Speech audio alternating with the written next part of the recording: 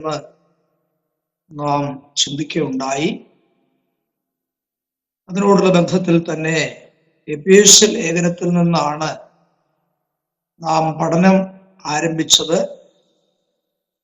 എഫേസ്യ ലേഖനത്തിൽ ദൈവസഭയെ സംബന്ധിച്ച് പരാമർശിച്ചിരിക്കുന്ന ഉപമാന പദങ്ങൾ എന്തൊക്കെയാണ് എന്നാണ് കഴിഞ്ഞ ആഴ്ചയിൽ നമ്മൾ അവസാനമായി ചിന്തിച്ച് ക്ലാസ് അവസാനിപ്പിക്കുവാനായിട്ട് ഇടയായത്. ഇന്ന് അതിൻ്റെ തുടർ ഭാഗത്തെക്കുറിച്ചാണ് നാം ചിന്തിപ്പാനായിട്ട് പോകുന്നത്. തുടർന്ന് ചിന്തിപ്പാനായിട്ട് പോകുന്നത്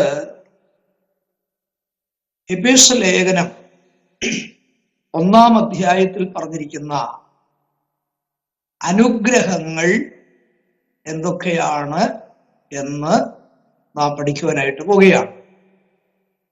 എന്താണ് എഫേസ്യ ലേഖനത്തിൽ പറഞ്ഞിരിക്കുന്ന 1-ാം അധ്യായത്തിൽ പറഞ്ഞിരിക്കുന്ന അനുഗ്രഹങ്ങൾ എന്തെല്ലാം? നമുക്ക് 1-ാം അധ്യായം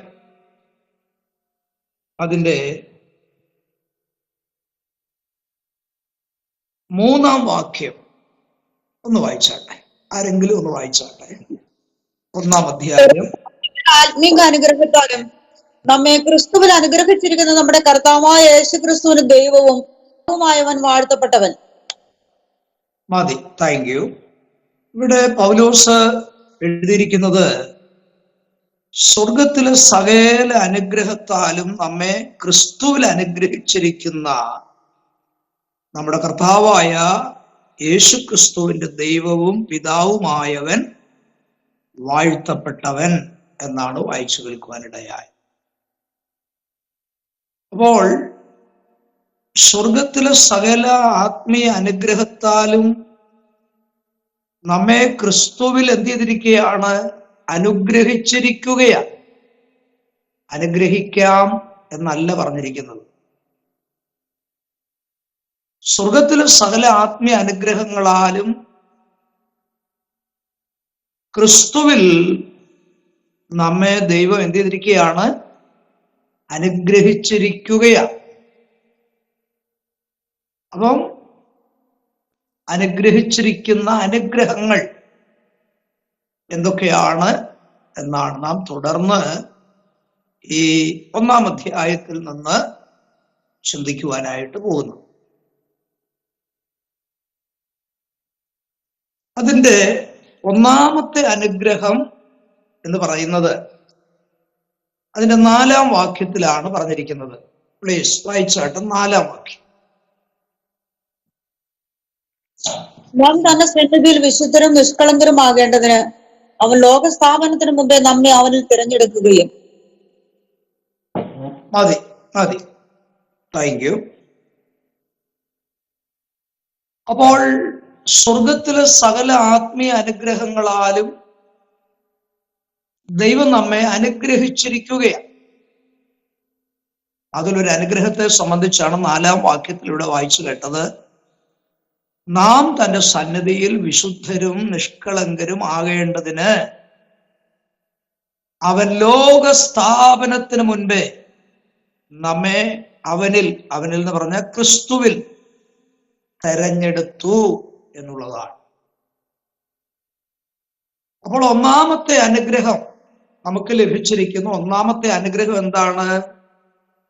പിതാവായ ദൈവം ക്രിസ്തുവിൽ നമ്മെ എന്ത് ചെയ്തു? തെരഞ്ഞെടുത്തു. അതാണ് 1-ാമത്തെ അനുഗ്രഹം. അപ്പോൾ അവിടുത്തെ ആ പ്രയോഗം ശ്രദ്ധിക്കണം. എന്നാ ദൈവം നമ്മെ തെരഞ്ഞെടുത്തതെന്ന് പറഞ്ഞിട്ടുണ്ട്? ലോകസ്ഥാപനത്തിന് മുൻപേ. ഓർത്തു നോക്കിയേ. അപ്പൊ ലോകസ്ഥാപനത്തിന് മുൻപേ ദൈവം നമ്മെ തെരഞ്ഞെടുത്തു. ആ തെരഞ്ഞെടുപ്പിൽ ഒരു കാര്യം മനസ്സിലാക്കണം. യാതൊരു വ്യവസ്ഥകളും കൂടാതാണ് ദൈവം നമ്മെ എന്ത് ചെയ്തിരിക്കുന്നത്? ഒരു വ്യവസ്ഥയുമില്ല. അങ്ങനെയാണെങ്കിൽ ഈ കാര്യം നമ്മെ പഠിപ്പിക്കുന്നത് ദൈവത്തിന്റെ സർവാധിപത്യത്തെയും പരമാധികാരത്തെയുമാണ് ഇത് വിളിച്ചറിയിക്കുന്നത്. അപ്പൊ ലോകസ്ഥാപനത്തിന് മുമ്പേ നമ്മോട് ചോദിച്ചിട്ടാണോ നമ്മെ തെരഞ്ഞെടുത്തത്?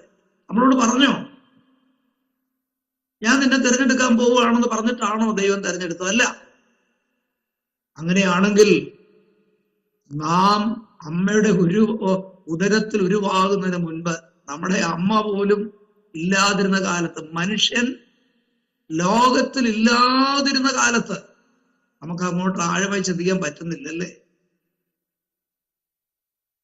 അപ്പൊ ലോകസ്ഥാപനത്തിന് മുൻപ് ക്രിസ്തുവിൽ ദൈവം നമ്മെ തെരഞ്ഞെടുത്തു എന്ന് പറഞ്ഞാൽ എന്താണ് അതിൽ കൂടെ വെളിപ്പെട്ടു വരുന്നത്? ദൈവത്തിന്റെ സർവാധിപത്യത്തെയും ദൈവത്തിന്റെ പരമാധികാരത്തെയുമാണ് ഇത് വെളിപ്പെടുത്തുന്നത്. ഈ വാക്യങ്ങൾ നിങ്ങൾ നോട്ട് ചെയ്തോണം, നിങ്ങൾ പിന്നെ വായിച്ചോണം കേട്ടോ. റോമർ 8:30 നോട്ട് ചെയ്തോ. ഞാൻ പറയുന്ന വാക്യങ്ങൾ നോട്ട് ചെയ്തോണം. ഞാൻ ഈ പറഞ്ഞതായിരിക്കുന്ന ആശയത്തെ വെളിപ്പെടുത്തുന്ന വാക്യങ്ങളാണ് അവ. റോമർ 8:30, എഫേസ്യർ 1:11,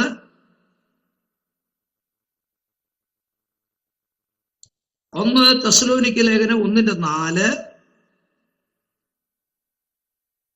തീത്തോസ് 1:1. ഈ വാക്യങ്ങളെല്ലാം നോട്ട് ചെയ്ത് നിങ്ങളത് വായിച്ചുകൊള്ളണം.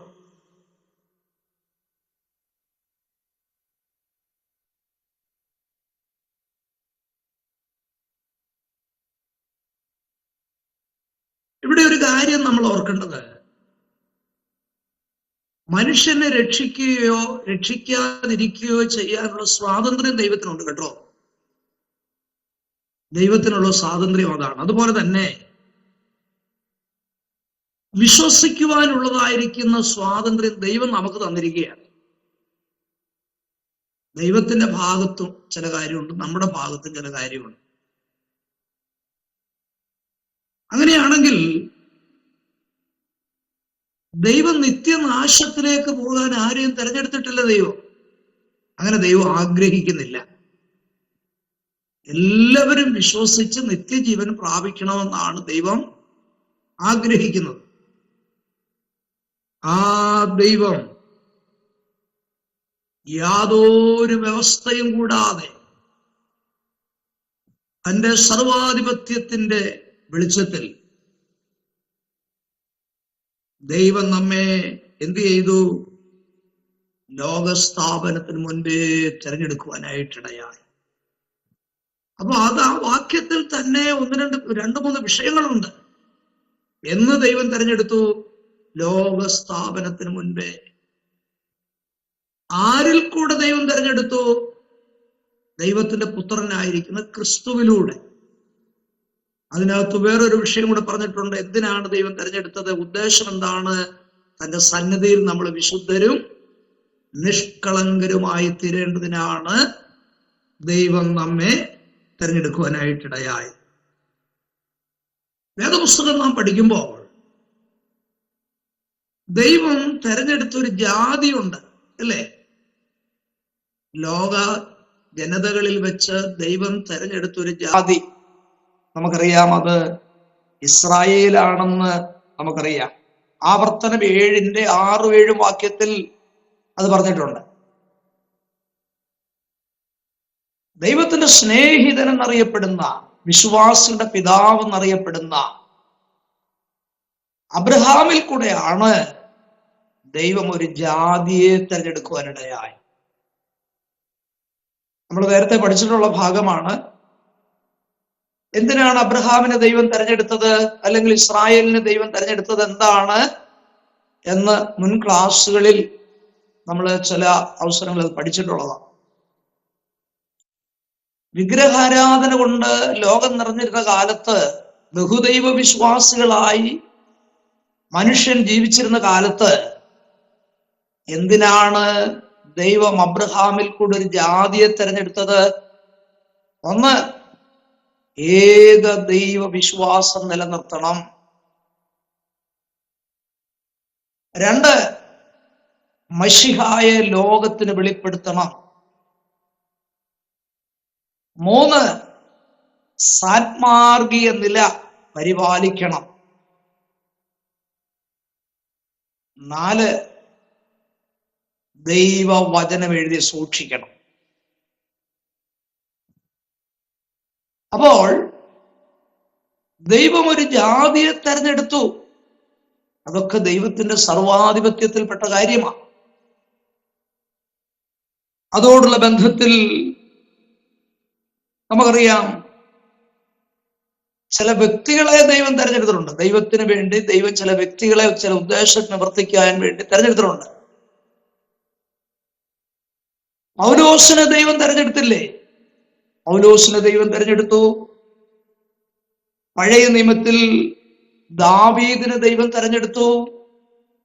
ഇതെല്ലാം ദൈവത്തിന്റെ സർവാധിപത്യത്തിലും ദൈവത്തിന്റെ പരമാധികാരത്തിലും പെട്ടതായ വിഷയങ്ങളാണ്. അപ്പോൾ ദൈവം ലോകസ്ഥാപനത്തിന് മുൻപേ നമ്മെ തെരഞ്ഞെടുത്തു എന്നുള്ളത് സ്വർഗീയ അനുഗ്രഹങ്ങളിൽ ഒന്നാമത്തെ അനുഗ്രഹമായിട്ടാണ് എഫേസ്യ ലേഖനം 1-ാം അധ്യായത്തിൽ നിന്ന് നമുക്ക് പഠിക്കുവാനായിട്ടുള്ളത്. അപ്പോൾ എന്തിനാണ് ദൈവം തെരഞ്ഞെടുത്തത്? ഞാൻ മുമ്പേ ഓർപ്പിച്ചു. എന്തിനാണ് നമ്മെ ദൈവം തെരഞ്ഞെടുത്തത്? അശുദ്ധി നിറഞ്ഞ ഈ ലോകത്തിൽ നമ്മൾ വിശുദ്ധരായിട്ട് ജീവിക്കാനാ.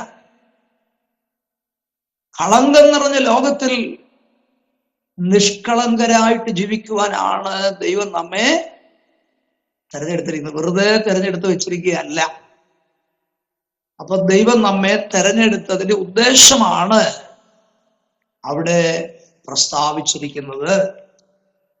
അപ്പോൾ എഫേസ്യ ലേഖനത്തിൽ പറഞ്ഞിരിക്കുന്ന സ്വർഗീയ അനുഗ്രഹങ്ങളിൽ ഒന്നാമത്തെ അനുഗ്രഹമായിട്ടാണ് നമുക്ക് ദൈവം നമ്മെ തെരഞ്ഞെടുത്തു എന്നുള്ളതായ വിഷയം പഠിക്കുവാനായിട്ട് സാധിക്കുന്നത്.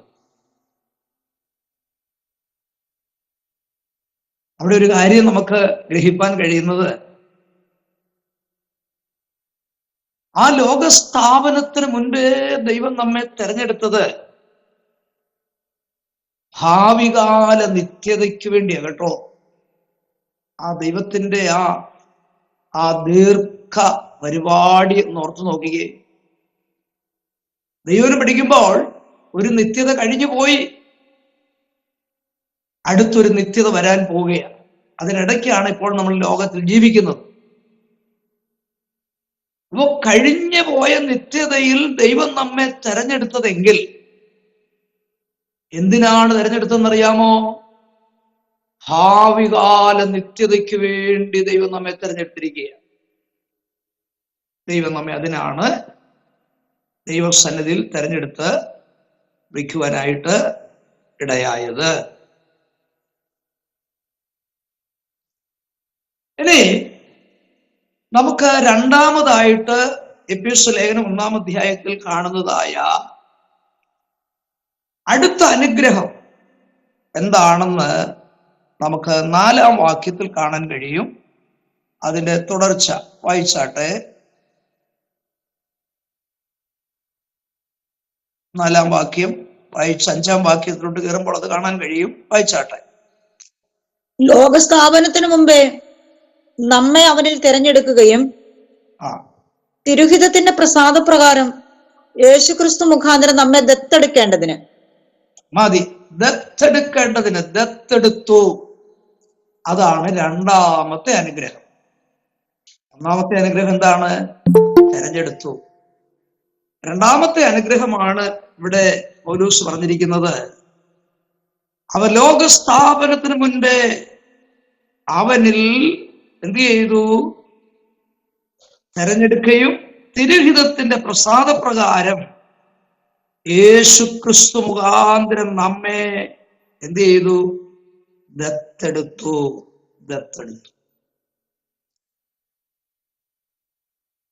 അപ്പോ ദൈവം നമ്മെ തെരഞ്ഞെടുക്കുക മാത്രമല്ല, നമ്മെ തിരുഹിതത്തിന്റെ പ്രസാദപ്രകാരം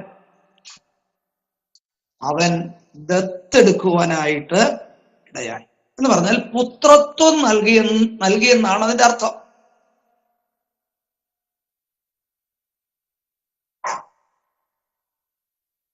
ദത്തെടുപ്പ് എന്ന് പറയുന്നതായ ഈ പദം പൗലോസിന്റെ എഴുത്തുകളിൽ മാത്രം 5 സ്ഥലങ്ങളിൽ നമുക്ക് കാണാനായിട്ട് കഴിയും. ഏത്? ദത്തെടുപ്പ് എന്നുള്ളതായിരിക്കുന്ന അല്ലെങ്കിൽ ആ അർത്ഥം വരുന്ന പദപ്രയോഗം തന്റെ ലേഖനങ്ങളിൽ 5 പ്രാവശ്യം താന് ഉപയോഗിച്ചിട്ടുണ്ട്. ഞാൻ ആ വാക്യങ്ങൾ പറയാം. റോമർ 8:15,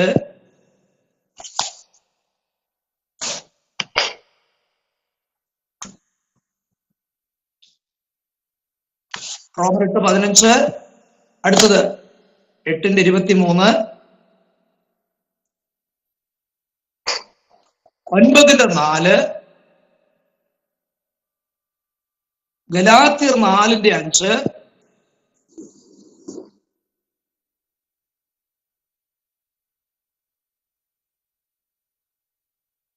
എഫേസ്യർ 5:1.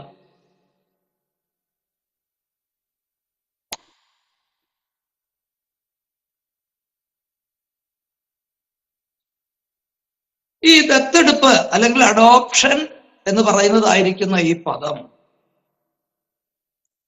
നിയമപരമായി ഒരു ഭവനത്തോട് ബന്ധപ്പെട്ട ഒരു പദമാണ്. ഒരു ഭവനവുമായി ബന്ധപ്പെട്ട ഒരു പദമാണ് ഏത്? ദത്തെടുപ്പ് അല്ലെങ്കിൽ അഡോപ്ഷൻ എന്ന് പറയുന്നതായിരിക്കുന്ന ഈ പദം.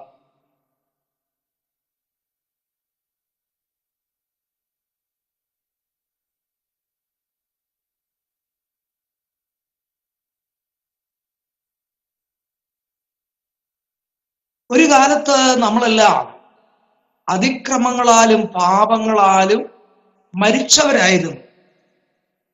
അത് നമുക്ക് ദൈവവചനത്തിൽ മനസ്സിലാക്കാൻ കഴിയും. മരിച്ചവരായിരുന്നു. എന്നാൽ നമുക്ക് ദൈവം വീണ്ടും ജനനം നൽകി. ആ ജനനത്താൽ പുതിയ ജീവൻ ദൈവപ്രവൃത്തി മൂലം നമ്മിലേക്ക് ദൈവം പ്രദാനം ചെയ്യുവാനായിട്ട് ഇടയായി. അതുകൊണ്ട് നാം എന്ത് ചെയ്യുന്നു? ജീവിക്കപ്പെടുവാനായിട്ടിടയായി. അതിക്രമങ്ങളാലും പാപങ്ങളാലും നമ്മളെല്ലാവരും മരിച്ചവരായിരുന്നു. ആദാമ്യ സന്തതി മുഴുവനും ഏകന്റെ പാപനിമിത്തമായി എല്ലാവരും മരണത്തിന് വിധേയപ്പെട്ടവരായിരുന്നു, മരിച്ചവരായിരുന്നു. എന്നാൽ നമ്മിലേക്ക് വീണ്ടും ജീവൻ നൽകപ്പെട്ടത് എപ്പോഴാണ്? നാം വീണ്ടും ജനനം പ്രാപിച്ചതായിരിക്കുന്ന അവസരത്തിലാണ്. അങ്ങനെ വീണ്ടും ജനനം മുഖാന്തരം നമ്മിലേക്ക് നിത്യജീവൻ കടന്നു വന്നത് നിമിത്തമായിട്ട് നാം ഇപ്പോൾ ജീവിക്കപ്പെടുന്നവരാണ്, ജീവനുള്ളവരാണ്. അങ്ങനെ ജീവൻ പ്രാപിച്ചിരിക്കുന്ന ഒരു ദൈവ പൈതലിനെ ദൈവഭവനത്തിലേക്ക് അംഗത്വം നൽകുന്നതായ ആ പ്രക്രിയക്കാണ് എന്ത് പറയുന്നത്? ദത്തെടുപ്പ് എന്ന് പറയുന്നത്. ഞാൻ പറഞ്ഞല്ലോ, ഒരു ഭവനവുമായി നിയമപ്രകാരം ബന്ധപ്പെട്ടതായ ഒരു പദമാണ് ദത്തെടുപ്പ് എന്നുള്ളത്. ഒന്നുകൂടെ മനസ്സിലാക്കാനായിട്ട് ഞാൻ അതിന് നിർവചനമായിട്ട് മറ്റൊരു കാര്യം പറയാനുള്ളത്, ഒരു അന്യകുടുംബത്തിൽ അന്യരക്തത്തിൽ ജനിച്ചു വളർത്തപ്പെട്ട ഒരു കുട്ടിയെ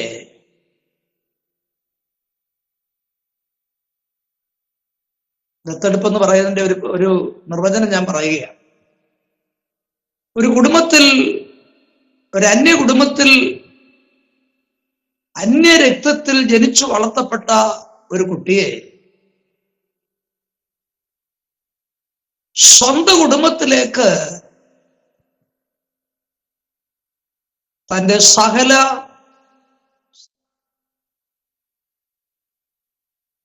സ്വത്തുക്കൾക്കും പദവികൾക്കും പൂർണ്ണ അവകാശം നൽകി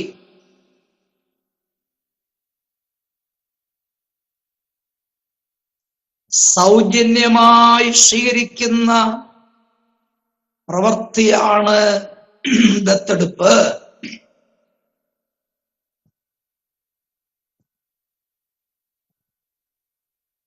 അവൻ കടന്നു വന്ന ഭവനവുമായിട്ട് അവന് യാതൊരു ബന്ധവുമില്ല, ഒരു വിധത്തിലുള്ള ബന്ധവുമില്ല. അവൻ അന്യ കുടുംബത്തിൽ ജനിച്ച്, അന്യ രക്തത്തിൽ ജനിച്ച് ആ വീട്ടിൽ വളർന്നവനാ. എന്നാൽ ദത്തെടുക്കപ്പെട്ടതായിരിക്കുന്ന വീട്ടിലേക്ക് അവനിപ്പോൾ എങ്ങനെ വന്നിരിക്കുകയാണ്? ആ വീട്ടിലുള്ളതായിരിക്കുന്ന സകല സ്വത്തുക്കൾക്കും പദവികൾക്കും പൂർണ്ണ അവകാശം ലഭിച്ച് സൗജന്യമായി അവനെ സ്വീകരിച്ചിരിക്കുന്ന ആ പ്രക്രിയയാണ് വാസ്തവത്തിൽ ദത്തെടുപ്പെന്ന് പറയുന്നത്. ഗലാത്യ ലേഖനം 4-ാം അധ്യായം 4 മുതൽ 7 വരെയുള്ള വാക്യങ്ങൾ വായിക്കുമ്പോൾ നിങ്ങൾക്കത് വ്യക്തമായി മനസ്സിലാക്കാനായിട്ട് ഇടയാകും. നമുക്കറിയാം, പൗലോസ് തന്റെ ലേഖനം എഴുതുന്നതായിരിക്കുന്ന കാലഘട്ടം എന്ന് പറയുന്നത് റോമൻ ഭരണത്തിൽ ഉൾപ്പെട്ടതായ അല്ലെങ്കിൽ റോമൻ ഭരണകാലത്താണ് താൻ ഈ ലേഖനം എഴുതുന്നത്.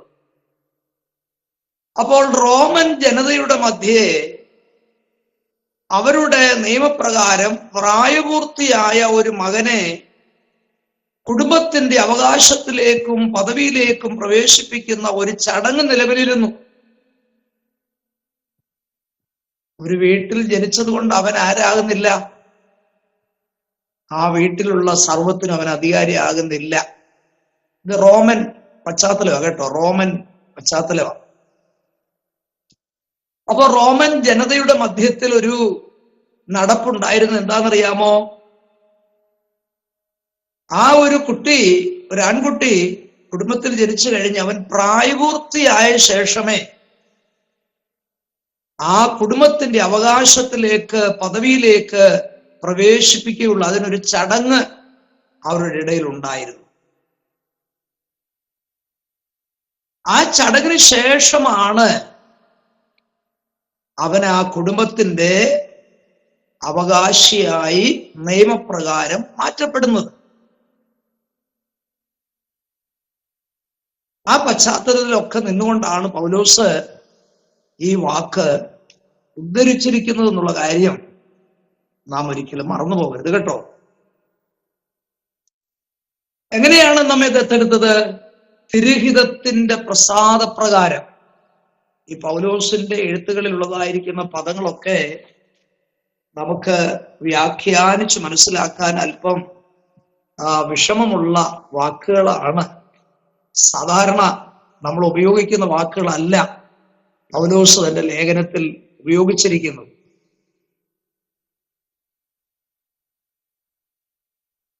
അപ്പോ അതിനായിട്ട് ദൈവം തമ്പുരാൻ എന്താ ചെയ്തത്? നമ്മെ ദത്തെടുക്കാൻ വേണ്ടി ദൈവം എന്താ ചെയ്തത്?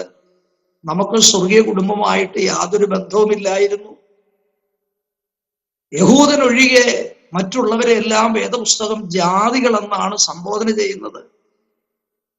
ആ ജാതികളായിരിക്കുന്നവർക്ക് സ്വർഗീയ കുടുംബവുമായിട്ടോ ദൈവത്തിന്റെ വാഗ്ദത്തങ്ങളുമായിട്ടോ യാതൊരു ബന്ധമില്ലാതിരുന്ന ഒരു കാലഘട്ടം.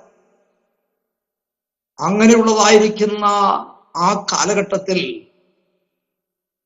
ദൈവം തന്റെ പുത്രനെ കാലസമ്പൂർണത വന്നപ്പോൾ ഈ ഭൂമിയിലേക്ക് അയച്ചിട്ട് നമുക്ക് വേണ്ടി ക്രൂശിൽ നമ്മുടെ കർത്താവ് യാഗമായി തീരുവാനായിട്ടിടയായി. എന്തിനാണ് നമ്മെ ആ കുടുംബത്തിലേക്ക് ദത്തെടുക്കുവാൻ വേണ്ടി ദൈവം ഒരുക്കിയതായിരിക്കുന്ന പദ്ധതിയായിരുന്നു എന്നത് മനസ്സിലാക്കാനായിട്ട് കഴിയും. ദത്തെടുപ്പിനാൽ എന്താ സംഭവിക്കുന്നത്? തന്റെ ഏകജാതനായ പുത്രനായ യേശു ക്രിസ്തുവിന് ഉണ്ടായിരുന്ന അവകാശവും പദവിയും നമുക്ക് അനുഭവിപ്പാൻ യോഗ്യത ലഭിക്കുകയാണ്. ഉണ്ടോ? ദൈവം നമ്മെ തന്റെ പ്രസാദപ്രകാരം ദത്തെടുത്തത് കൊണ്ട് നമുക്ക് എന്തോ ഗുണമുണ്ടായി? പിതാവായിരിക്കുന്ന ദൈവത്തിന്റെ കുടുംബത്തിൽ പുത്രനായിരിക്കുന്ന യേശുക്രിസ്തുവിനുണ്ടായിരിക്കുന്ന എല്ലാ അവകാശത്തിന്റെയും പദവിയുടെയും പങ്കാളിയായി തീരുവാനാണ് ദൈവം നമ്മെ ദത്തെടുക്കുവാനായിട്ട് ഇടയായത്. അതുകൊണ്ടൊരു കാര്യം നമുക്ക് മനസ്സിലാക്കാൻ കഴിയും.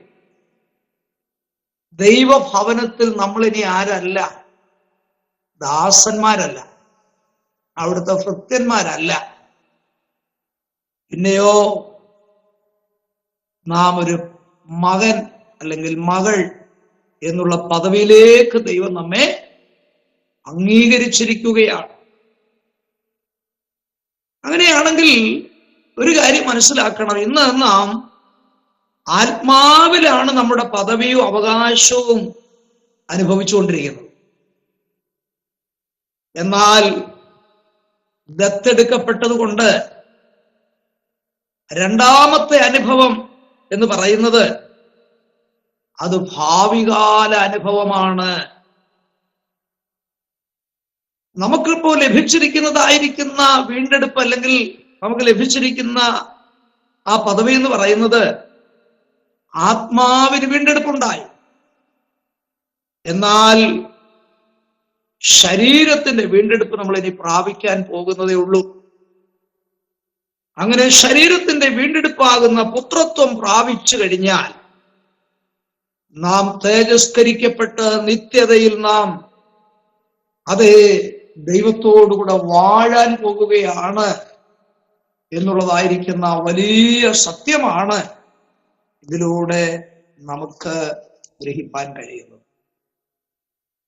അപ്പോൾ എഫേസ്യ ലേഖനത്തിൽ സ്വർഗത്തിലെ സകല ആത്മീയ അനുഗ്രഹങ്ങളാലും ദൈവം നമ്മെ അനുഗ്രഹിച്ചിരിക്കുന്നു എന്ന് പറഞ്ഞാൽ നമ്മളിപ്പോ മനസ്സിലാക്കിയത് ഒന്നാമത്തെ അനുഗ്രഹം, നമ്മെ ദൈവം ക്രിസ്തുവിൽ തെരഞ്ഞെടുത്തു. 2, മക്കളായി ദൈവം നമ്മെ ദത്തെടുത്തു അല്ലെങ്കിൽ പുത്രത്വം നൽകുവാനിടയായി. സർവചരാചരങ്ങളെയും സൃഷ്ടിച്ചവനായിരിക്കുന്ന സർവശക്തനായിരിക്കുന്ന ദൈവത്തിന്റെ മക്കളെന്ന് പറയുന്നത് ഒരു ചെറിയ പദവിയാണോ പ്രിയപ്പെട്ടവരെ? അല്ല. വീണ്ടും ജനനത്തോടുള്ള ബന്ധത്തിൽ നാം ചിന്തിച്ചാൽ ലോകത്തിലെ എല്ലാവരും മക്കളല്ല ദൈവത്തിന്. സൃഷ്ടിപ്പിനോടുള്ള ബന്ധത്തിൽ എല്ലാവരും, ലോകജനത മുഴുവൻ ദൈവത്തിന് മക്കളാണ്. എന്നാൽ വേദപുസ്തകം നമ്മെ പഠിപ്പിക്കുന്ന വീണ്ടും ജനനം എന്നുള്ളതായ വിഷയത്തോടുള്ള ബന്ധത്തിൽ വരുമ്പോൾ ദൈവത്തിന്റെ മക്കൾ വീണ്ടും ജനനം പ്രാപിച്ചവരാണ്. ആ പദവി നമുക്ക് ലോകത്തിൽ വെച്ച് ലഭിച്ചു എന്ന് പറഞ്ഞാൽ ഒരു 5 കോടി ലോട്ടറി അടിക്കുന്നതിനേക്കാൾ ഭാഗ്യമാണ് കേട്ടോ. അത് നമ്മൾ മനസ്സിലാക്കണം. അത്യുന്നതനായിരിക്കുന്ന ദൈവത്തിന്റെ മക്കളെന്നുള്ള പദവി അതെത്രയോ ശ്രേഷ്ഠമാണെന്ന് നാം മറന്നു പോകരുത്. നമുക്ക് അടുത്ത ഭാഗത്തേക്ക് നീങ്ങാം. 3ാമത്തെ അനുഗ്രഹത്തെ സംബന്ധിച്ച് അതിന്റെ അടുത്ത വാക്യത്തിൽ പറഞ്ഞിട്ടുണ്ട്. 6ാം വാക്യം പ്ലീസ് വായിച്ചാട്ടെ. അവൻ പ്രിയനായവനിൽ നമുക്ക് സൗജന്യമായി നൽകിയ തന്റെ കൃപാമഹത്വത്തിന്റെ പുകഴ്ചയ്ക്കായി സ്നേഹത്തിൽ നമ്മെ മുൻ നിയമിക്കുകയും ചെയ്തു. സ്നേഹത്തിൽ നമ്മെ എന്ത് ചെയ്തു? മുൻ നിയമിച്ചു. അതാണ് 3ാമത്തെ അനുഗ്രഹമായി ഇവിടെ പറഞ്ഞിരിക്കുന്നത്. സ്നേഹത്തിൽ, അതിനൊക്കെ വളരെ ആത്മീയ അർത്ഥങ്ങൾ പ്രദാനം ചെയ്യുന്നതായിരിക്കുന്ന വാക്കുകളാണ്. സ്നേഹത്തിൽ ദൈവം നമ്മെ എന്ത് ചെയ്തു? മുൻ നിയമിച്ചു.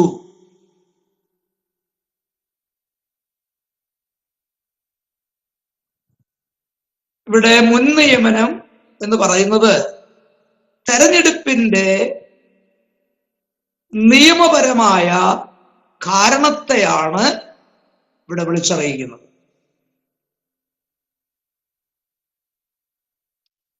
മുൻനിയമനം എന്നുള്ളതായിരിക്കുന്ന ഗ്രീക്ക് പദത്തിന്റെ അർത്ഥം മുൻകൂട്ടി നിശ്ചയിക്കുക എന്നൊരർത്ഥമുണ്ട്. മുൻകൂട്ടി നിശ്ചയിക്കുക, അല്ലെങ്കിൽ അധികാരപ്പെടുത്തുക, അല്ലെങ്കിൽ മുൻകൂട്ടി അടയാളപ്പെടുത്തുക. ഈ അർത്ഥങ്ങളെല്ലാം മുൻനിയമനം എന്നുള്ള വാക്കിന് മൂലഭാഷയിൽ കൊടുത്തിരിക്കുന്ന അർത്ഥങ്ങളാണ്.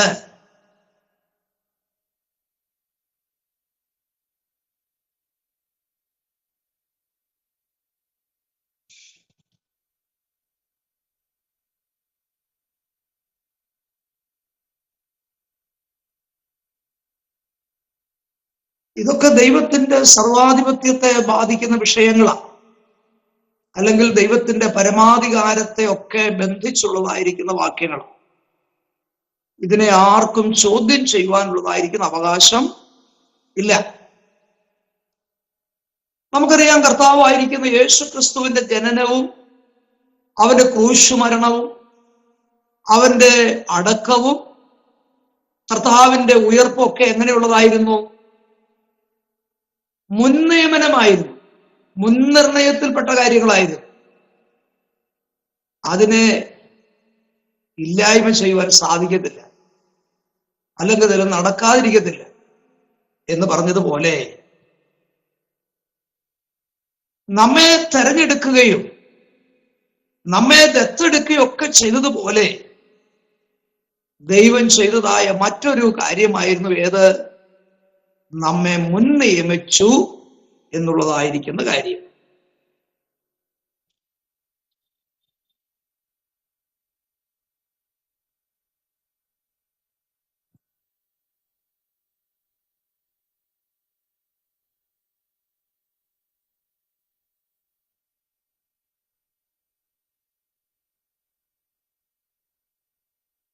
അപ്പോ ദൈവം നമ്മെ ലോകസ്ഥാപനത്തിന് മുൻപേ തന്നെ തെരഞ്ഞെടുത്തതുപോലെ, ദത്തെടുത്തതുപോലെ നമ്മെ മുൻ നിയമിച്ചത് കൊണ്ടാണ് നാം കാലാകാലങ്ങളിൽ നമ്മൾ ദൈവഭാഗത്തേക്ക് വരുവാൻ തക്കവണ്ണം ഇടയായിരിക്കുന്നത്.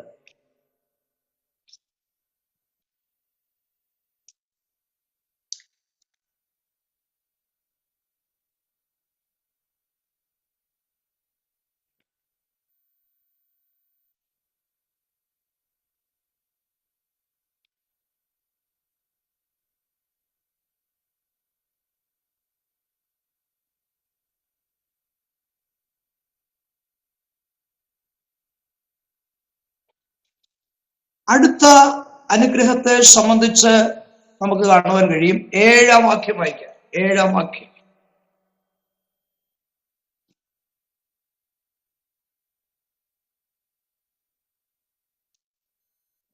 അവനിൽ നമുക്ക് അവന്റെ രക്തത്താൽ അതിക്രമങ്ങളുടെ മോചനമെന്ന വീണ്ടെടുപ്പുണ്ട്. മതി. അടുത്തതായിട്ടുള്ള സ്വർഗീയ അനുഗ്രഹത്തിൽപ്പെട്ടതായ കാര്യമാണ് നമ്മളിവിടെ വായിച്ചു കേട്ടത്. അവനിൽ നമുക്ക് അവന്റെ രക്തത്താൽ അതിക്രമങ്ങളുടെ മോചനമെന്ന വീണ്ടെടുപ്പുണ്ട്. ക്രിസ്തുവിൽ നമ്മെ വീണ്ടെടുത്തു എന്നുള്ളതാണ് അടുത്ത അനുഗ്രഹം.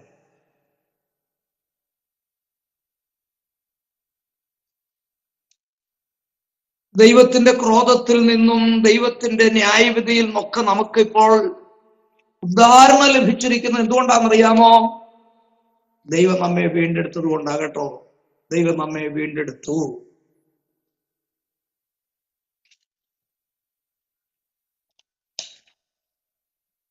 ഓരോ പദങ്ങൾക്കും ആഴമായ ഗഹനമായ അർത്ഥങ്ങളാണ് വചനപ്രകാരം നമുക്ക് ഗ്രഹിക്കുവാനും പഠിക്കുവാനുമായിട്ടുള്ളത്.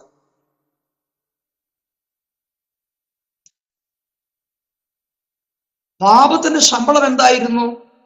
മരണം, അല്ലേ? അങ്ങനെയാണെങ്കിൽ നിയമപരമായിട്ട് ദൈവത്തിന് മുമ്പിൽ നമ്മളെല്ലാവരും പാപം നിമിത്തമായി നമ്മളെല്ലാവരും മരണത്തിന് വിധേയപ്പെട്ടവരായി. എന്നാൽ നാം മരിക്കേണ്ട സ്ഥാനത്ത് നമ്മുടെ പാപത്തെ യേശു തന്റെ ശരീരത്തിൽ വഹിച്ച് നമുക്ക് വേണ്ടി ആ മരണം ഏറ്റെടുക്കുവാനിടയായി.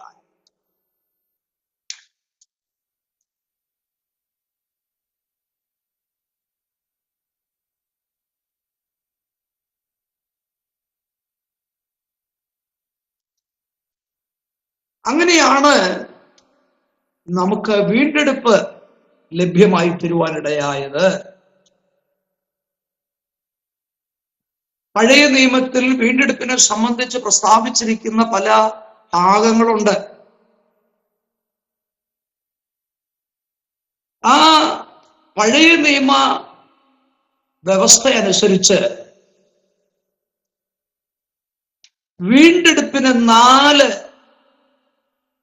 വ്യവസ്ഥകൾ ഉണ്ടായിരുന്നുവെന്ന് പഴയ നിയമം പഠിക്കുമ്പോൾ നമുക്ക് മനസ്സിലാക്കാൻ കഴിയും. വീണ്ടെടുപ്പിനോടുള്ള ബന്ധത്തിൽ പഴയ നിയമത്തിൽ 4 വ്യവസ്ഥകളുണ്ട്. ഒന്ന്, വീണ്ടെടുക്കുന്ന വ്യക്തി അടുത്ത ചാർച്ചക്കാരനായിരിക്കണം. വീണ്ടെടുക്കുന്ന വ്യക്തി ആരായിരിക്കണം? അടുത്ത ചാർച്ചക്കാരനായിരിക്കണം. ലേവ്യ പുസ്തകം 25-ാം അധ്യായം 24 മുതൽ 49 വരെയുള്ള വാക്യങ്ങളിൽ അത് നമുക്ക് കാണാൻ കഴിയും.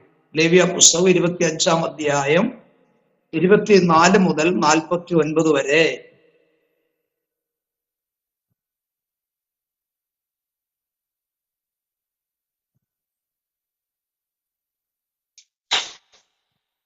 വീണ്ടെടുപ്പിന്റെ അടുത്ത വ്യവസ്ഥ എന്താണെന്നറിയാമോ? വീണ്ടെടുപ്പുകാരൻ ശക്തനായിരിക്കണം. രൂത്തിന്റെ പുസ്തകത്തിൽ അത് കാണാൻ കഴിയും. 4-ാം അധ്യായം 4-ാം വാക്യം. യിരെമ്യാ പ്രവചനം 50-34 ആ ആശയം കാണാനായിട്ട് കഴിയും. വീണ്ടെടുപ്പുകാരൻ ആരായിരിക്കണം? ശക്തനായിരിക്കണം.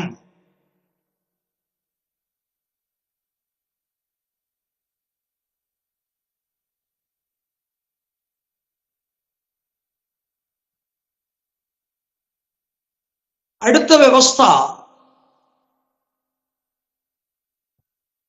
വീണ്ടെടുക്കേണ്ടത് അന്യാധീനപ്പെട്ടതിനെ ആയിരിക്കണം. വീണ്ടെടുപ്പുകാരന്റെ പക്കൽ നിന്ന് അന്യാധീനപ്പെട്ടു പോയതിനെ ആയിരിക്കണം വീണ്ടെടുക്കേണ്ടത്.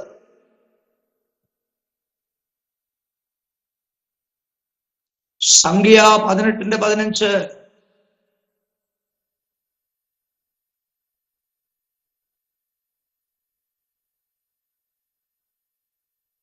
നാലാമത് മറ്റൊരു വ്യവസ്ഥയുണ്ട്.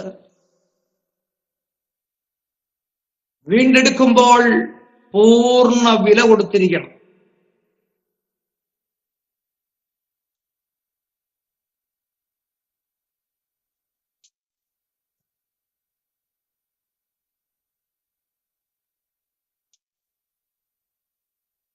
സംഖ്യ 3:49.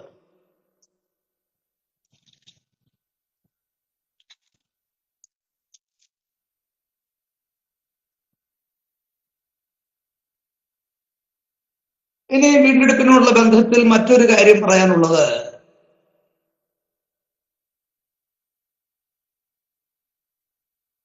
പുതിയ നിയമ വെളിച്ചത്തിൽ വീണ്ടെടുപ്പിനെ കുറിച്ച് പഠിക്കുമ്പോൾ 3 ഗ്രീക്ക് പദങ്ങൾ നമ്മൾ ഓർത്തിരിക്കേണ്ടതാണ്. 3 ഗ്രീക്ക് പദങ്ങൾ. ഒന്ന്, അഗോരസോ. അതൊരു ഗ്രീക്ക് പദമാണ്. അഗോരസോ, AGORASO,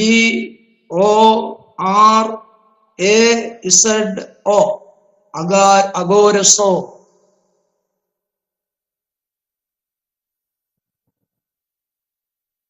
അതിന്റെ അർത്ഥം ചന്തയിൽ നിന്ന് വിലയ്ക്ക് വാങ്ങുക എന്നാണ് അതിന്റെ അർത്ഥം. ചന്തയിൽ നിന്ന് വിലയ്ക്ക് വാങ്ങുക.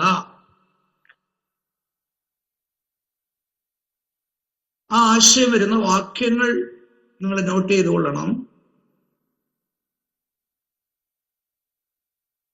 1 കൊരിന്ത്യർ 6:19,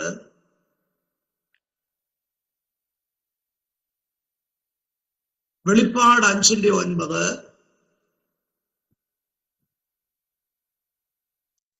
ഈ ആശയങ്ങൾ വരുന്ന വാക്യങ്ങളാണ്. രണ്ടാമത്തെ ഗ്രീക്ക് പദം എക്സാഗരസോ. EXAGRASO.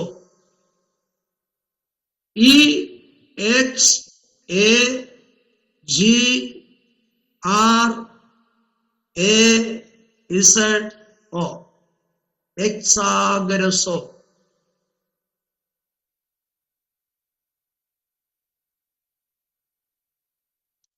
ഇതിന്റെ അർത്ഥം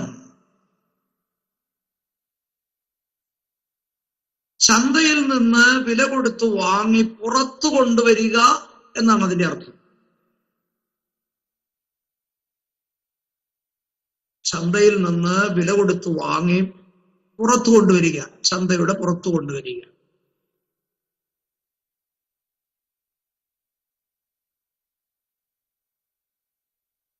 അതിനും ചില വേദഭാഗങ്ങൾ പറയാം, ആ ആശയം വരുന്ന വാക്യങ്ങൾ.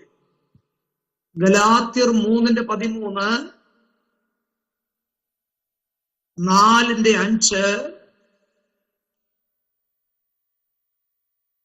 എഫേസ്യർ 5:16.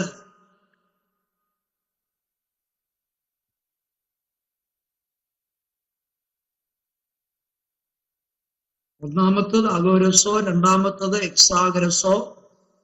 ഇനി മറ്റൊരു വാക്കുണ്ട്, അപ്പോലുത്രോസിസ്. APOLUTROSIS.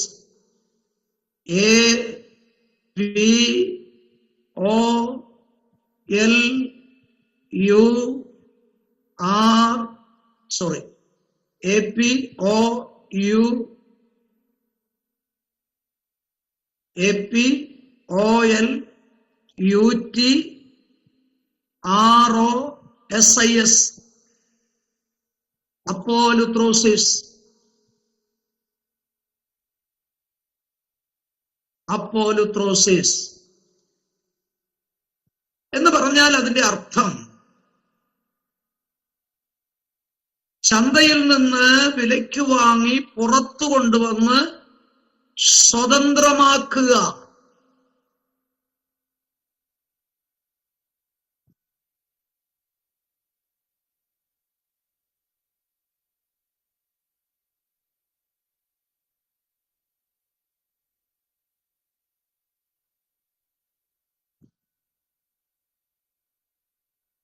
അതിനോട് ഉള്ള ആശയം വരുന്ന വാക്യങ്ങൾ പറയാം. കൊലോസ്യർ 1:14, എബ്രായർ 9:15, യോഹന്നാൻ 8:36, ലൂക്കോസ് 21:25.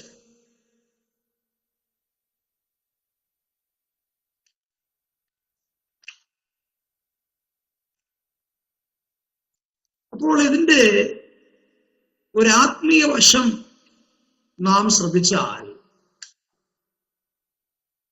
ദൈവത്തിന്റെ കരുതലത്തിൽ സൃഷ്ടിക്കപ്പെട്ടതായിരിക്കുന്ന മനുഷ്യൻ, അല്ലെങ്കിൽ ദൈവത്തിന്റെ സ്വാധീനതയിലിരുന്ന മനുഷ്യൻ, പാപമുഖാന്തരമായിട്ട് അവൻ പിശാചിന്റെ കൈവശമായി തീർന്നപ്പോൾ ദൈവം തന്റെ പുത്രന്റെ രക്തം മറുവിലയായി കൊടുത്ത് നമ്മെ വിലയ്ക്ക് വാങ്ങി നമ്മെ സ്വതന്ത്രരാക്കി തീർത്തിരിക്കുന്നു എന്നുള്ളതാണ് വീണ്ടെടുപ്പെന്ന് പറയുന്നതായിരിക്കുന്ന വിഷയത്തോടുള്ള ബന്ധത്തിൽ നമുക്കതിന്റെ ആത്മീയമായിരിക്കുന്ന അർത്ഥം മനസ്സിലാക്കുവാനായിട്ട് സാധിക്കുന്നു.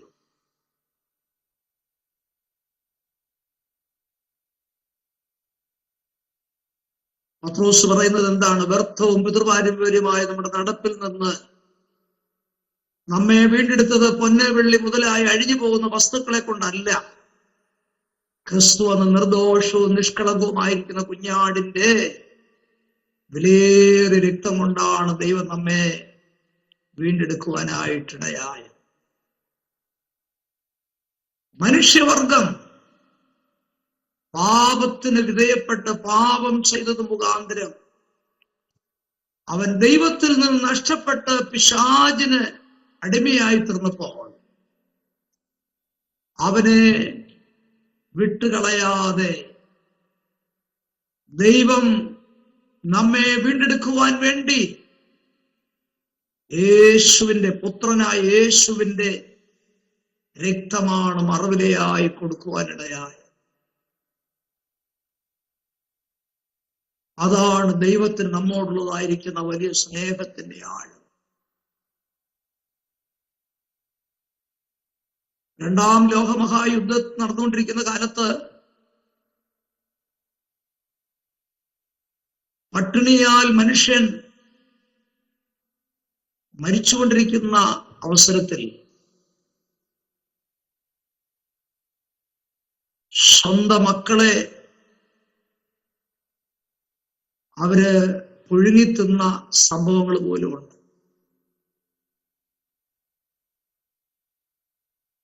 ഒരിക്കലൊരു പിതാവും മാതാവും കൂടെ ചിന്തിച്ചു, നമുക്ക് 3 മക്കളുണ്ടല്ലോ, അതിലൊരു മകനെ നമുക്ക് വിൽക്കാം, എന്നിട്ട് നമുക്ക് അല്പം ഭക്ഷണം ആ വില കൊടുത്ത് വാങ്ങാം. അവർ തീരുമാനിച്ചെന്നാൽ മൂത്ത മകനെ കൊടുത്തു കളയാം. ആലോചിച്ചപ്പോൾ ഭർത്താവ് പറഞ്ഞു, അവൻ എൻ്റെ പിതാവിനെ പോലാണ് ഇരിക്കുന്നത്, അവനെ വിൽക്കാൻ നോക്കുകയല്ല. എന്നാ പിന്നെ രണ്ടാമനെ വിൽക്കാമെന്ന് തീരുമാനിച്ചു. ഭാര്യ പറഞ്ഞു, അവൻ എൻ്റെ അപ്പനെ പോലെ ഇരിക്കുന്നു, അവനെ വിൽക്കണ്ട. എന്നാൽ ഇളയ കുഞ്ഞിനെ വിൽക്കാം എന്ന് ചിന്തിച്ചപ്പോൾ, അവൻ നമ്മുടെ ഇളയ പൈതലല്ലേ, അവനെ എങ്ങനെ വിൽക്കും? ആ 3 മക്കളുണ്ടായിട്ടും ഒരു മകനെ വിൽക്കുവാനായിട്ട് ആ മാതാപിതാക്കൾ തയ്യാറായില്ല എങ്കിൽ പിതാവായിരിക്കുന്ന ദൈവം നമുക്ക് വേണ്ടി ഏൽപ്പിച്ചു തന്നത് ഏകപുത്രനെയാണെന്ന് മറക്കരുത്. ആ പിതാവായ ദൈവത്തിന് നമ്മോടുള്ളതായിരിക്കുന്ന ആഴമായ സ്നേഹമാണ് അവിടെ വെളിപ്പെടുന്നത്. അത്രമാത്രം ദൈവം നമ്മെ സ്നേഹിച്ചതെങ്കിൽ ആ സ്നേഹം എത്ര വലിയതാണെന്ന് നമുക്കിന്ന് രാത്രി ഗ്രഹിപ്പാനായിട്ട് കഴിയും. ഈ ലോകത്തിൽ ആരും നമ്മെ സ്നേഹിപ്പാനില്ലെന്ന് വന്നാലും ഒരു കാര്യം ഓർത്തുകൊള്ളണം, നമ്മെ സ്നേഹിക്കുന്ന ഒരു സ്വർഗീയ പിതാവ് നമുക്ക് വേണ്ടി സ്വർഗത്തിൽ ജീവിക്കുന്നുണ്ട്. തന്റെ ഏകജാതനായ പുത്രന്റെ മുഴു ചോരയും നമുക്ക് വേണ്ടി മറുവിലയായി കൊടുത്താണ് നമ്മെ സ്നേഹിച്ചതെങ്കിൽ മനുഷ്യവർഗത്തോടുള്ളതായിരിക്കുന്ന ദൈവത്തിന്റെ സ്നേഹം എത്ര ആഴമായ സ്നേഹമാണെന്ന് നാം ഇന്ന് രാത്രി മനസ്സിലാക്കണം. അതുകൊണ്ടാണ് ആയിരിക്കാം പാട്ടുകാരൻ പാടിയത്, 1000 നാവുകളാൽ അത് വർണ്ണിപ്പാൻ എളുതല്ല. ഒരിക്കലൊരു ചിന്തകൻ പറഞ്ഞു, ദൈവസ്നേഹത്തെ കുറിച്ച് എഴുതുവാനായിട്ട് ആരംഭിച്ചാൽ ആകാശം മുഴുവനും കടലാസായിട്ട് ഉപയോഗിച്ചാലും ഈ ലോകത്തിലെ സകല സമുദ്രജലവും മഷിയായിട്ടെടുത്താലും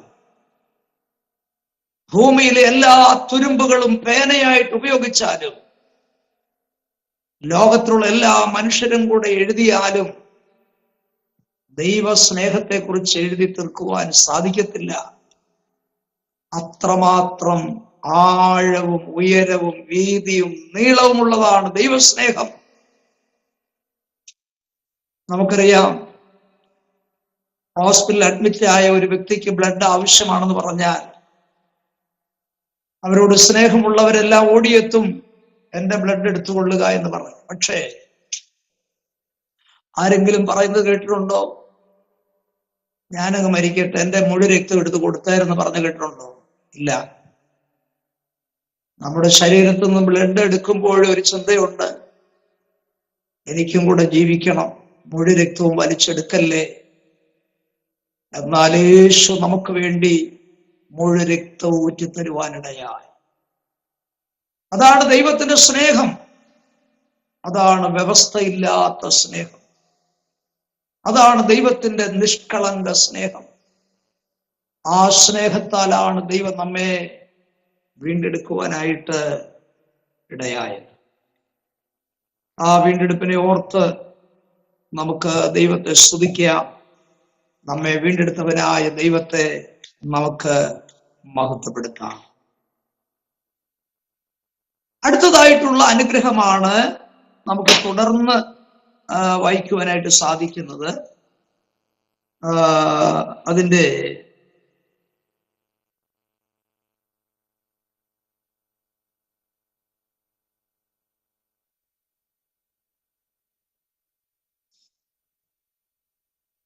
8-ാം വാക്യം വായിക്കാം. 8-ാം വാക്യം.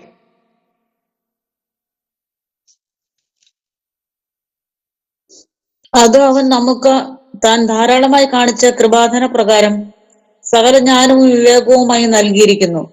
മതി. അടുത്തതായി നമുക്ക് ലഭിച്ചതായിരിക്കുന്ന സ്വർഗീയ അനുഗ്രഹം എന്താണ്? സകല ജ്ഞാനവും വിവേകവും നൽകി എന്നുള്ളതാണ്.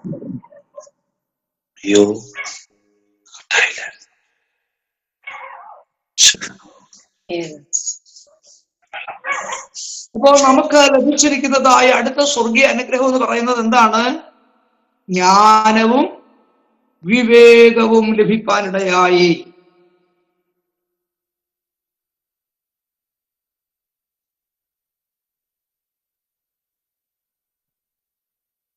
അവിടെ ഒരു കാര്യം നമ്മൾ ഗ്രഹിക്കേണ്ടത്, അറിവും ജ്ഞാനവും തമ്മിൽ വ്യത്യാസമുണ്ട്. അറിവ് ലോകത്തിൽ നിന്ന്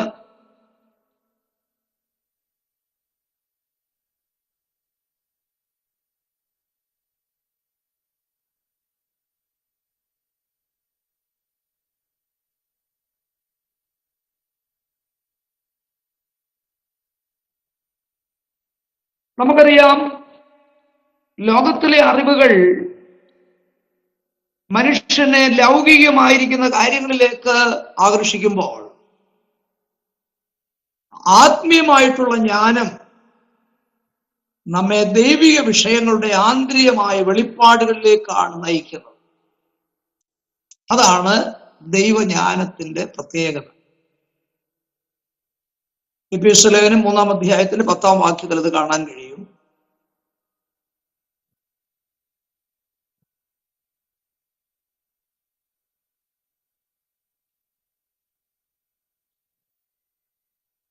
മാത്രമല്ല, നമുക്ക് വിവേകവും ദൈവം തരുവാനായിട്ടിടയായി.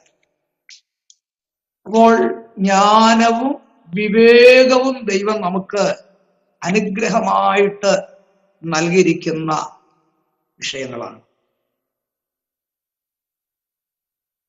ഒരു ദൈവ പൈതലിന് ലഭിച്ചിരിക്കുന്നത് സ്വർഗത്തിൽ നിന്നുള്ള ജ്ഞാനവും സ്വർഗത്തിൽ നിന്നുള്ള വിവേകവുമാണെന്ന് നാം മറക്കരുത്.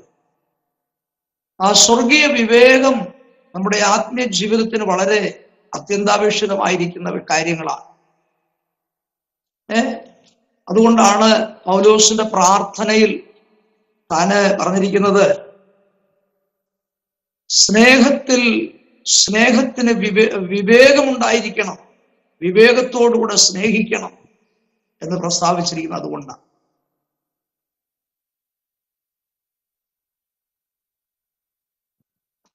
അപ്പോൾ ജ്ഞാനവും വിവേകവും നൽകി എന്നുള്ളത് സ്വർഗീയ അനുഗ്രഹത്തിന്റെ മറ്റൊരു വിഷയം കൂടിയാണ്.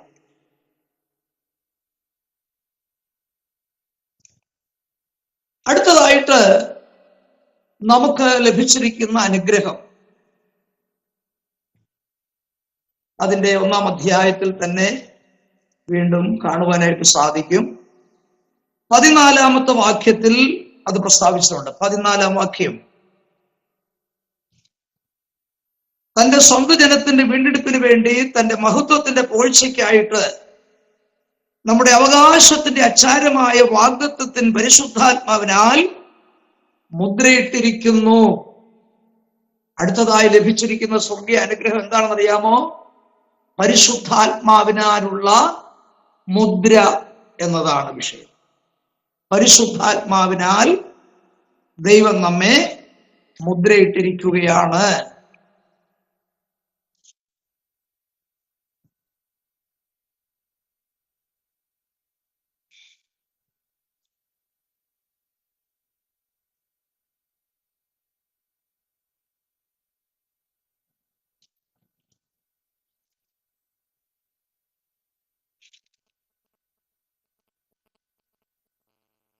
അപ്പോൾ ഇവിടെ നാം ശ്രദ്ധിക്കേണ്ട ഒരു കാര്യം, തന്റെ സ്വന്തം ജനത്തിന്റെ വീണ്ടെടുപ്പിന് വേണ്ടി തന്റെ മഹത്വത്തിന്റെ പോഴ്ചയ്ക്കായിട്ട് നമ്മുടെ അവകാശത്തിന്റെ അച്ചാരമായ വാഗ്ദത്തത്തിൻ പരിശുദ്ധാത്മാവിനാൽ ദൈവം നമ്മെ ഓരോരുത്തരെയും എന്ത് ചെയ്തിരിക്കുകയാണ്? മുദ്രയിട്ടിരിക്കുകയാണ്. മുദ്രയിട്ടിരിക്കുകയാണ്.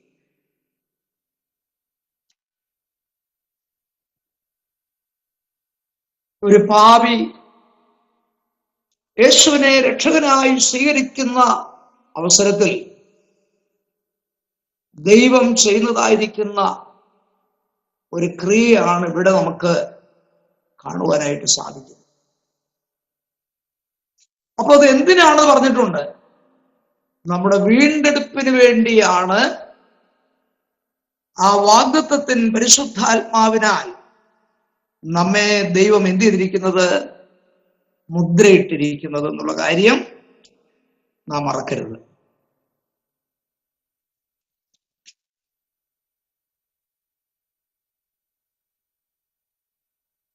ആ മുദ്രയോടുള്ള ബന്ധത്തിൽ ഇവിടെ ചിന്തിക്കേണ്ട മറ്റൊരു പ്രയോഗം കൂടെ ഉണ്ട്. നമ്മുടെ അവകാശത്തിന്റെ അച്ചാരമായ വാഗ്ദത്തത്തിൻ പരിശുദ്ധാത്മാവിനാലാണ് ദൈവം നമ്മെ മുദ്രയിട്ടിരിക്കുന്നത്.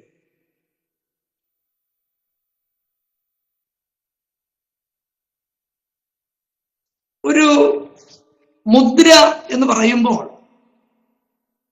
അത് പല കാര്യങ്ങളെ വിളിച്ചറിയിക്കുന്നതായിരിക്കുന്ന ചില അർത്ഥങ്ങൾ അതിനകത്ത് ഉള്ളതായിട്ട് നമുക്കറിയാം.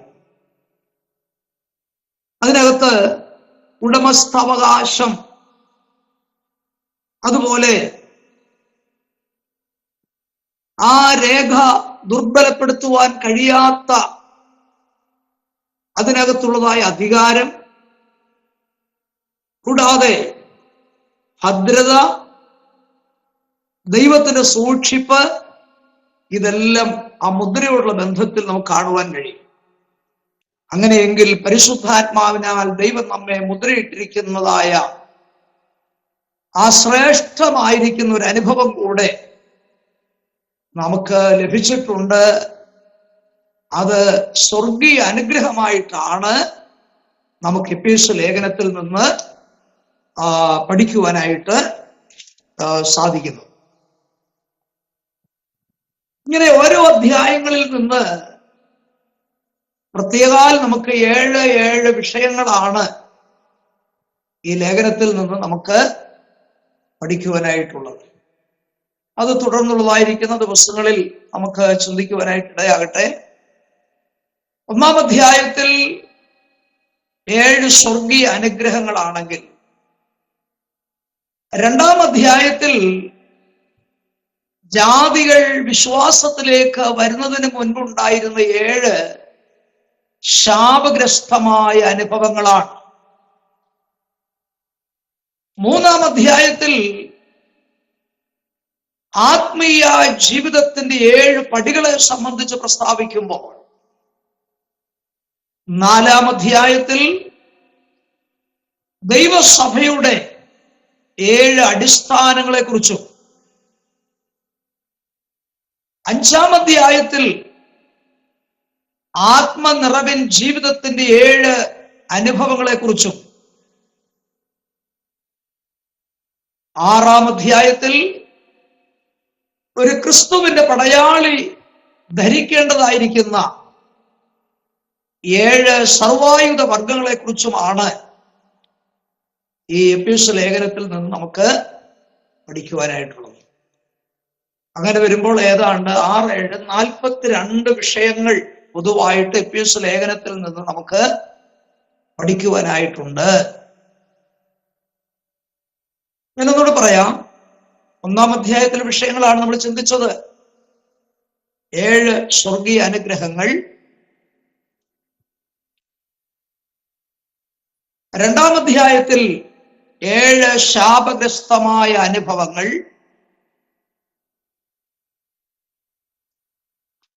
3-ാം അധ്യായത്തിൽ ആത്മീയ ജീവിതത്തിന്റെ 7 അനുഭവങ്ങൾ,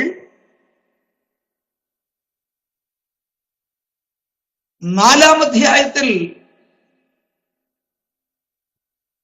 ദൈവസഭയുടെ 7 അടിസ്ഥാന വിഷയങ്ങൾ,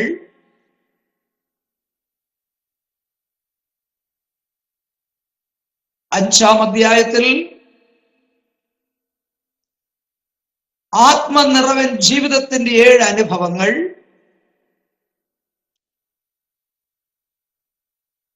6-ാം അധ്യായത്തിൽ ഒരു ക്രിസ്തുവിന്റെ പടയാളി ധരിക്കേണ്ട 7 സർവായുധ വർഗങ്ങൾ. ഇങ്ങനെയാണ് ഓരോ അധ്യായങ്ങളിൽ നിന്ന് 7 വിഷയങ്ങൾ നമുക്ക് പഠിക്കുവാനായിട്ടുള്ളത്.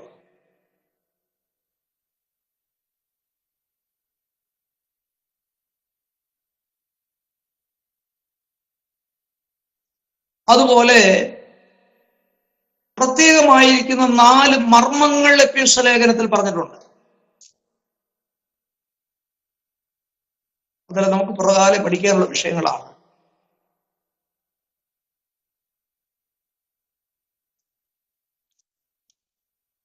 ഒന്നാം അധ്യായത്തിൽ നിന്ന്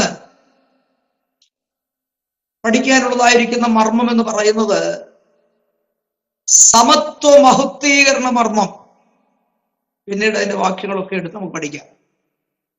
സമത്വ മഹത്വീകരണം എന്ന മർമ്മം.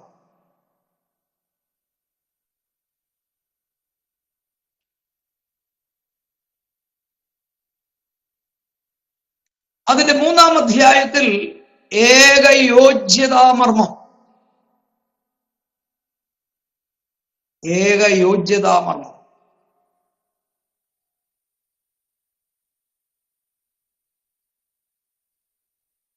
5-ാം അധ്യായത്തിൽ സഭ എന്ന മർമ്മം.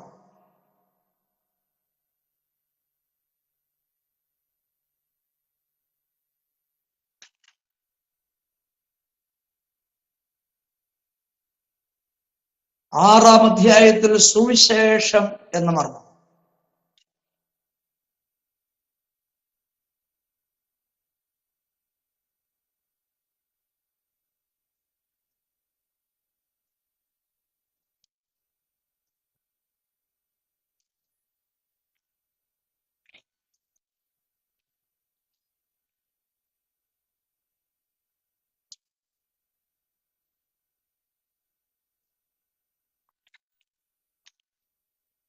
നമുക്ക് എഫേസ്യ ലേഖനം 2-ാം അധ്യായത്തിൽ നിന്ന്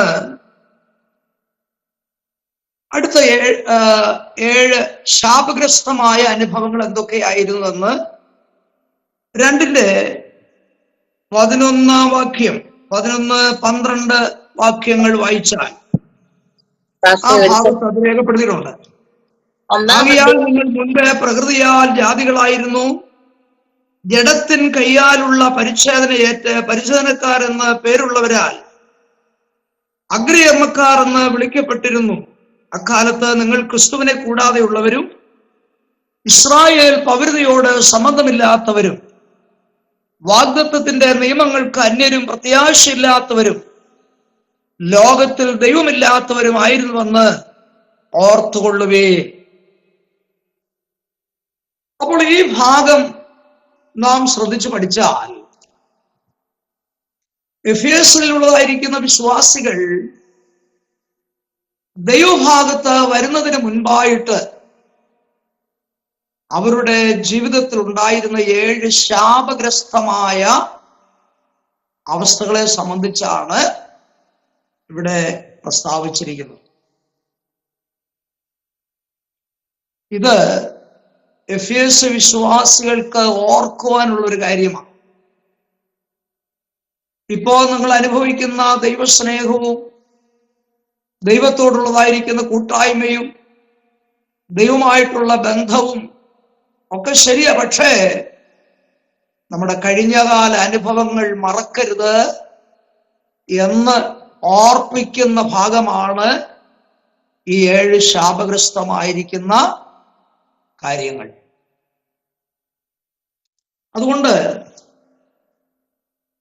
നമ്മൾ അനുഭവിക്കുന്ന ആത്മീയ സന്തോഷവും ദൈവത്തിന്റെ സ്നേഹവും ദൈവിക കൂട്ടായ്മയും ഈ പരിശുദ്ധാത്മ സന്തോഷവും ഒക്കെ നാം ഇപ്പോൾ അനുഭവിക്കുമ്പോൾ തന്നെ നമ്മുടെ കഴിഞ്ഞകാല അനുഭവങ്ങൾ നമ്മൾ ആരും മറന്നു പോകുവാനിടയാകരുത്. നമ്മൾ വിശ്വാസത്തിൽ വരുന്നതിന് മുൻപ് എന്തായി നമ്മുടെ അവസ്ഥ എന്ന് നാം ഇടയ്ക്കിടയ്ക്കൊക്കെ ഒന്ന് ഓർക്കുന്നത് നല്ലതാണ്. പക്ഷെ പലപ്പോഴും കഴിഞ്ഞകാല അനുഭവങ്ങൾ പലരും എന്ത് ചെയ്യുകയാണ്? മറന്നു പോകുകയാണ്. ഒരിക്കലും അത് മറക്കുവാനായിട്ട് പാടില്ല. നമുക്കറിയാം, എഫേസിലുള്ളതായിരിക്കുന്ന വിശ്വാസികളെ സംബന്ധിച്ച് നമ്മുടെ കഴിഞ്ഞ ക്ലാസ്സിൽ അതിന്റെ പശ്ചാത്തലം ഞാൻ ഓർപ്പിക്കുവാൻ ഇടയായതാ. എഫേസോസ് പട്ടണം അർത്തേമിസ് ദേവിയുടെ ക്ഷേത്രമുള്ള ഒരു പട്ടണമായിരുന്നു. ആ ദേവിയാണ് ആ പട്ടണക്കാർ ആരാധിച്ചുകൊണ്ടിരുന്നത്. അവര് വിഗ്രഹാരാധികളായി യാതൊരു പ്രകാശവും ലഭിക്കാതെ ജീവിച്ചതായിരിക്കുന്ന ആ അനുഭവത്തിൽ നിന്നാണ് അവിടെയുള്ള വിശ്വാസികൾ ദൈവഭാഗത്തേക്ക് വരുവാനായിട്ട് ഇടയായത്. അപ്പോൾ അവരുടെ ആദ്യകാല അനുഭവങ്ങളെ സംബന്ധിച്ച് പൗലോസ് ഇവരെ ഓർപ്പിക്കുകയാണ്. അതാണ് 2-ാം അധ്യായത്തിൽ നിന്ന് നമുക്കിവിടെ വായിക്കുവാനിടയായത്. എന്തൊക്കെയാണത്? നിങ്ങൾ മുമ്പേ പ്രകൃതിയാൽ ആരായിരുന്നു? ജാതികളായിരുന്നു. അത് നിങ്ങൾ മറക്കരുത്. പ്രകൃതിയാൽ നിങ്ങൾ ആരായിരുന്നു? ജാതികളായിരുന്നു. നമുക്കറിയാം, വേദപുസ്തക പ്രകാരം ലോക ജനതയെ നമുക്ക് 3ആയിട്ട് തിരിക്കാൻ കഴിയും. ഒന്ന് യഹൂദജാതി. അബ്രഹാമിൽ കൂടെ ദൈവം തിരഞ്ഞെടുത്തതായിരിക്കുന്ന യഹൂദജാതി.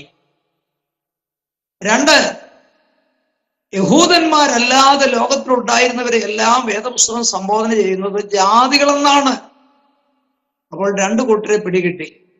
ഒന്ന് യഹൂദജാതിയും മറ്റൊന്ന് ജാതികളും. എന്നാൽ കർത്താവായിരിക്കുന്ന യേശു ക്രിസ്തു ലോകത്തിലേക്ക് വന്ന് അവൻ ക്രൂശിൽ മരിച്ച് ആ രക്തത്താൽ വീണ്ടെടുക്കപ്പെട്ടതായ യഹൂദന്മാരിൽ നിന്നും ജാതികളിൽ നിന്നുള്ളതായ ഒരു 3ാമത്തെ ഗ്രൂപ്പുണ്ട്. അതാണ് പുതിയ നിയമസഭ എന്ന് പറയുന്നതായ 3ാമത്തെ കൂട്ടം. അങ്ങനെയാണെങ്കിൽ എഫേസിലുള്ളവരായിരിക്കുന്ന വിശ്വാസികൾ പ്രകൃതിയാൽ തന്നെ അവരാരായിരുന്നു? ജാതികളായിരുന്നു. അത് നിങ്ങൾ മറക്കരുത്. മറ്റൊന്ന്, ജഡത്തിൻ കയ്യാലുള്ള പരിച്ഛേദന ഏറ്റ് പരിച്ഛേദനക്കാരെന്ന് പേരുള്ളവരായിരുന്നു.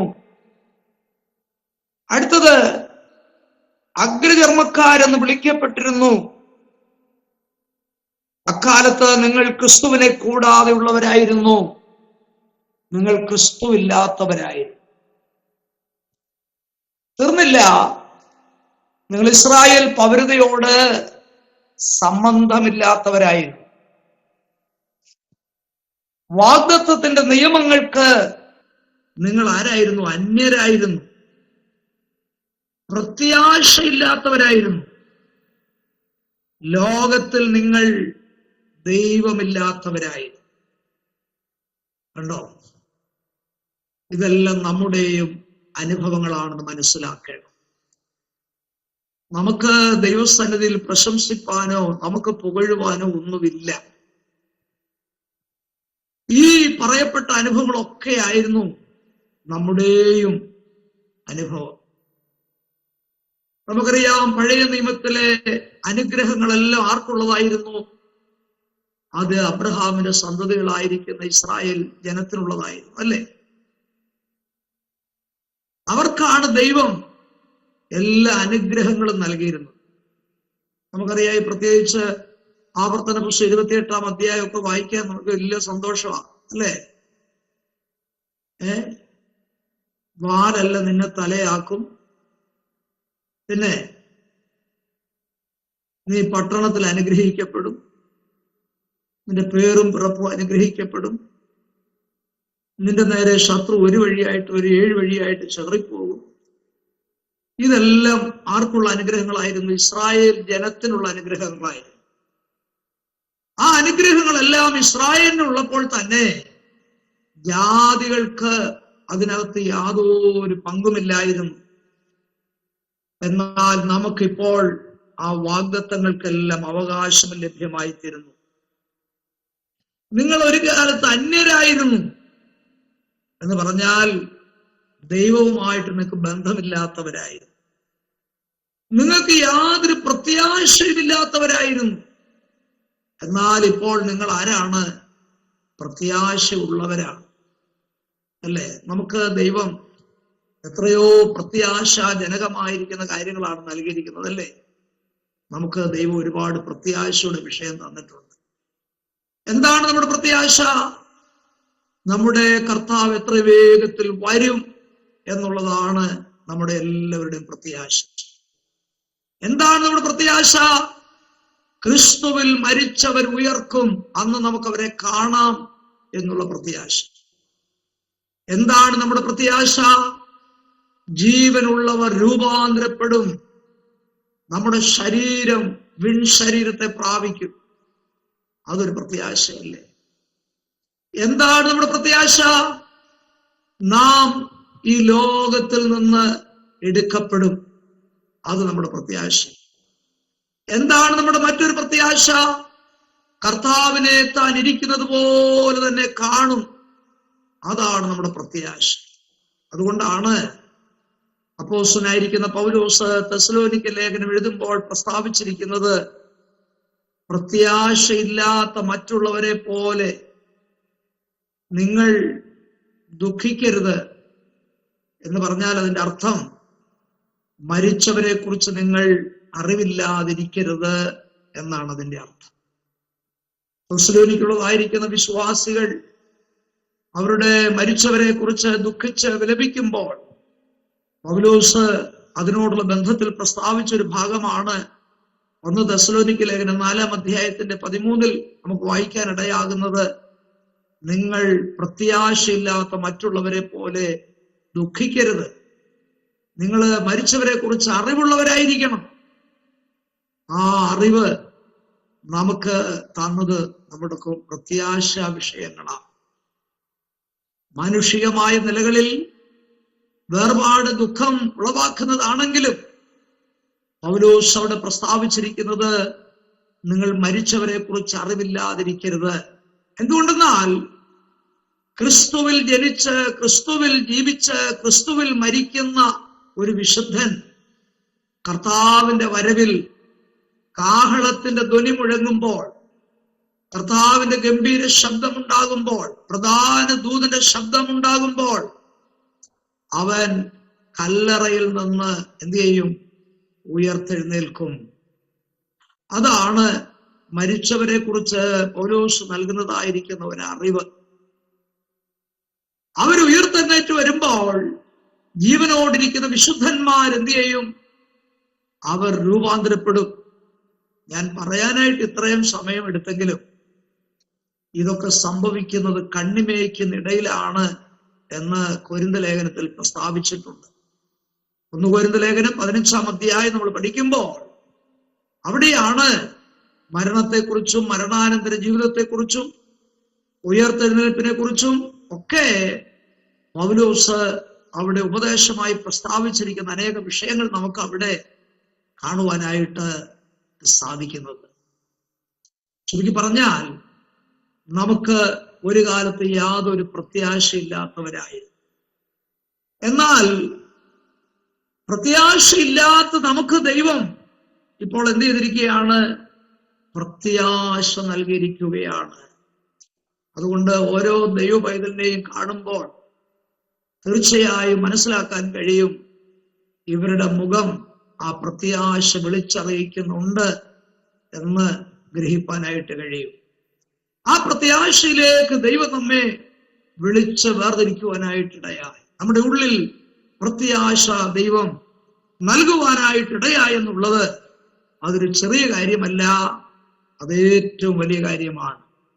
വീണ്ടും ഈ 2-ാം അധ്യായത്തിൽ നമുക്ക് അവസാനമായിട്ട് ഇവിടെ കാണാൻ കഴിയുന്നത്, നിങ്ങൾ ദൈവമില്ലാത്തവരായിരുന്നു എന്ന് പറഞ്ഞാൽ ഇപ്പോൾ നിങ്ങൾ ദൈവം ഉള്ളവരായി തീർന്നിരിക്കുകയാണ് എന്നാണ് പറഞ്ഞതിന്റെ അർത്ഥം. ഒരു കാലത്ത് എഫേസ്യ വിശ്വാസികളെ പോലെ നമ്മളും ദൈവമില്ലാത്തവരായിരുന്നു, അല്ലേ? ദൈവം ആരാണെന്ന് വ്യക്തമായി അറിയാതിരുന്നൊരു കാലഘട്ടം നമ്മുടെയൊക്കെ ജീവിതത്തിൽ ഉണ്ടായിരുന്നു.